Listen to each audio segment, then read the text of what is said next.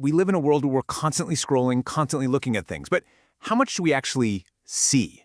It's one thing to look, but it's something else entirely to truly observe.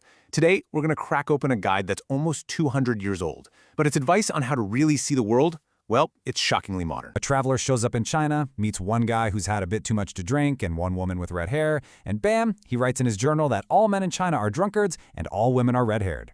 But it's also a perfect, sharp example of how quickly we can jump to these massive conclusions from one or two little facts. How do we stop ourselves from becoming that traveler? How can we look at a new place, a different culture, or heck, even our own hometown and see what's actually there instead of just seeing what we expected to find? Back in 1838, she wrote a book called How to Observe, which was basically a workout plan for your brain.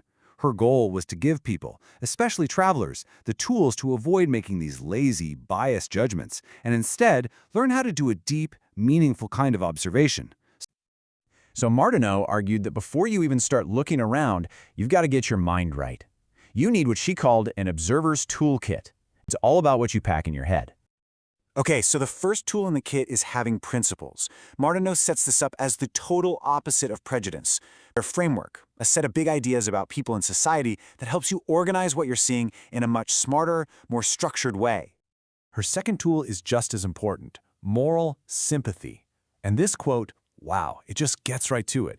What she means is that we have to remember that underneath all the different clothes and customs, the basic human stuff, love, grief, joy, struggle, it's universal. Without that empathy, you're not really seeing other people. Look at things first. Then use what people say about those things as extra commentary, not as the main event. It's such a simple idea, but it completely flips your perspective.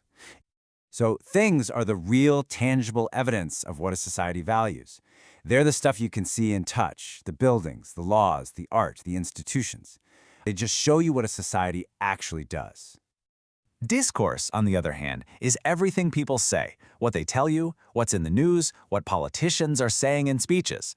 Now, this stuff is super important for understanding the things, but it can also be biased or aspirational or sometimes just flat out wrong. She said you need to look at a society's religion, what it really means by freedom, the status of its women, how it treats people who break the rules, and the relationship between the rich and the poor.